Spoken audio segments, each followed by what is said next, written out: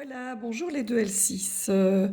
Voilà, alors première chose, je reviens avec le Geniali, vu que vous avez peut-être déjà vu qu'il y a un assignment où vous devrez mettre trois choses. Le lien du Geniali, le Word pour le roman et le schéma.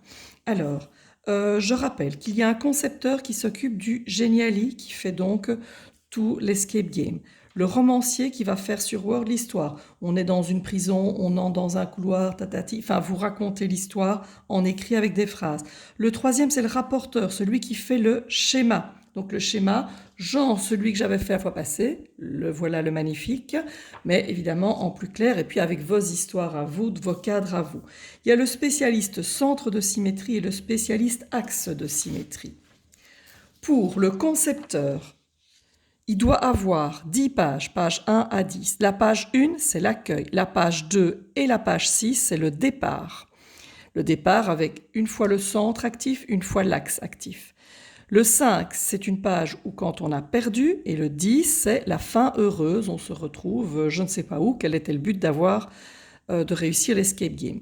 Les pages 3 et 4 sont réservées pour les centres, donc il y a d'abord 2 photos et puis 2 autres photos, 7 et 8 pour les axes, et le 9, c'est la sortie auquel on a droit pour pouvoir arriver à la fin heureuse. Donc j'ai dit, l'histoire est sur un Word. Les 10 cases pour le rapporteur, pour le schéma, vous mettez soit sur Word, c'est tout à fait faisable avec des images, soit vous faites une photo et vous faites un graphique stylé sur votre feuille, soit vous utilisez Xmind comme pour faire nos cartes mentales. Les 4 photos pour les centres, donc le quatrième, les centres, il faut 2 lettres que vous allez photographier sur une plaque de voiture. Voilà, je vois une plaque en face de chez moi, là, hop, il y a un W, il y a un M, il y a un Y, voilà, vous choisissez, là il y a un V, un B, un V, vous choisissez, vous allez photographier la lettre en grand, donc 2, une qui est bonne, une qui est mauvaise, et 2 marques de voiture, une qui est bonne et une qui est mauvaise. 4 photos pour les axes, là c'est des feuilles, vous allez regarder les petits arbres et vous allez photographier une feuille qui est bonne, une qui est mauvaise, et pour les voitures, une qui est bonne et une qui est mauvaise pour les axes. C'est une première chose. Deuxième chose, je rappelle que je fais l'interrogation écrite de rattrapage. Donc celle-là, la semaine prochaine, je vous mets tout sur le mur dès que j'ai fini. Donc pour faire cet interro, je rappelle, c'est a priori tous ceux qui le sentent, je rappelle que c'est super important. Il n'y aura pas d'interro sur les axes et centres de symétrie vu que le Geniali sera coté comme une interrogation. Voilà, nous repassons au chapitre 12 des angles, nous étions ici. Vous deviez d'abord faire sur une feuille de papier un triangle avec des dimensions. Ensuite, vous deviez simplement déchirer. Donc vous deviez déchirer, oh, il fallait découper aussi parce que sinon ça n'allait pas. Donc, et vous alliez prendre chaque angle et chaque angle devait être mis sommet à sommet. Donc c'est-à-dire qu'on a bien le sommet, ouais, ici c'est censé être découpé. Donc sommet à sommet, on a les 3 angles. Voilà, c'est plus facile comme ça, même s'ils ne l'ont pas dit. Donc déchirer, c'est simplement, voilà, hop, on déchire, ça me fait un angle. Je le mets ici. Et puis, j'ai un deuxième angle. Je le mets sommet contre sommet. Et mon troisième angle de triangle qui est ici. Et je le mets sommet comme contre sommet. Et on voit, bon, il reste un petit morceau forcément, hop, poubelle. Et je vois que ces 3 angles sont supplémentaires. Ils forment un angle plat, toujours. Donc, que constates-tu? Les 3 angles sont supplémentaires, forment un angle plat. Donc, dans un triangle, la somme des amplitudes des angles vaut 180 degrés. Page suivante. Nous allons d'abord faire le petit c. Alors, petit c qui n'était pas à faire comme devoir, donc nous allons le faire ensemble. Commence par tracer la parallèle à AB, passant par C. J'utilise les parallèles. Je me mets bien par parallèle ici, c'est pas mal. Voilà, je passe bien par le C. Voilà, j'ai tracé la parallèle. Alors, premièrement, je vais donc donner un nom ici, C. Là, j'ai déjà C. Je vais mettre C1, C2. Alors, celui-là, je vais l'appeler C3. Alors, je remarque d'abord que l'angle A et l'angle... Je me suis trompée dans les numéros. 1, 2, ce que j'avais déjà préparé. Alors, je constate que l'angle A et l'angle C1, ici, vous voyez, eh bien, ils sont alternes. Il y en a un qui est à gauche, l'autre est à droite. Et si je prolonge un petit peu les deux parallèles, on voit bien qu'ils sont internes. Donc, ils ont la même amplitude. Donc, A égale C1, car A et C1 sont alternes. Internes. Et je rappelle que ça marche que quand on a deux parallèles, donc avec deux parallèles. En effet, celle que je viens de tracer, parallèle à AB. Deuxième chose. Deuxièmement, B et l'angle C2. Eh bien, même chose, ils sont de même amplitude, c'est égal car ils sont alternes et ils sont également internes. Il n'y a rien à l'extérieur de mes deux parallèles et c'est bien avec deux parallèles. Je vois que C1 plus C2 plus C3, c'est 180 degrés puisque ça forme un angle plat. Eh bien, du coup, C1, il est le même que A, C3, il est toujours là, et C2, c'est le même que B.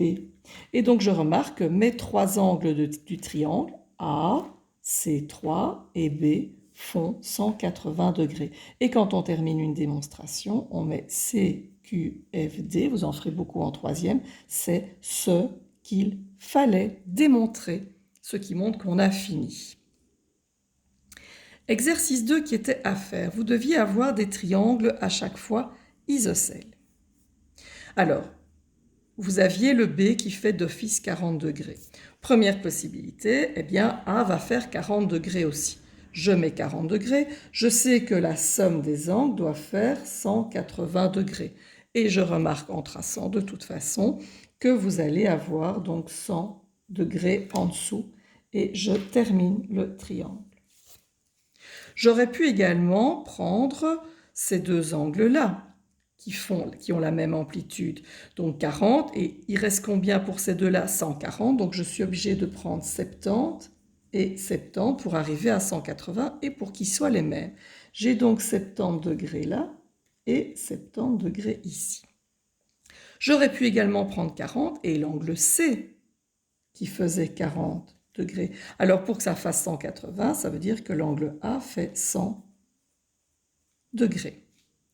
On remarque que les côtés de même longueur isométrique, ils sont là, et AB est la base. Ils sont là, et c'est AC qui est la base, et ici, ils sont là, et c'est CB qui est la base. Donc, on remarque que les deux angles de même amplitude, ils sont chaque fois adjacents à la base.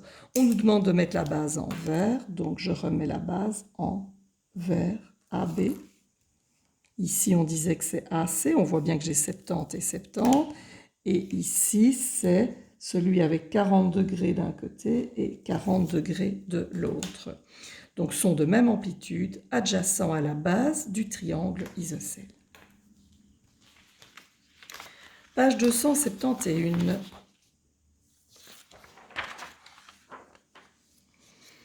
Vous aurez l'exercice à faire, le B, vous pouvez déjà le barrer, et je vais faire l'exemple, l'exercice 2 avec vous.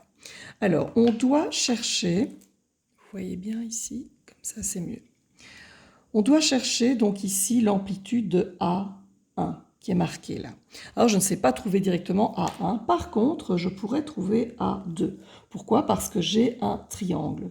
Vu que je sais qu'au total, ça fait 180, si je retire 110 et je retire 20, je trouve 50 degrés. Et j'ai donc trouvé pour A2 50 degrés. N'oubliez pas, toujours, vous mettez le calcul et votre réponse, et puis vous justifiez car. Pourquoi? Car dans un triangle, la somme des amplitudes des angles vaut 180 degrés, qui est la propriété qu'on vient d'écrire juste avant. Donc, je répète, A2 égale 50 degrés, car dans un triangle, vous pouvez mettre le triangle, la somme des amplitudes des angles vaut 180 degrés. Et du coup, je peux trouver A1 en faisant 180 degrés moins 50 degrés, je trouve 130 degrés. Pourquoi? Car A1 et A2 sont supplémentaires.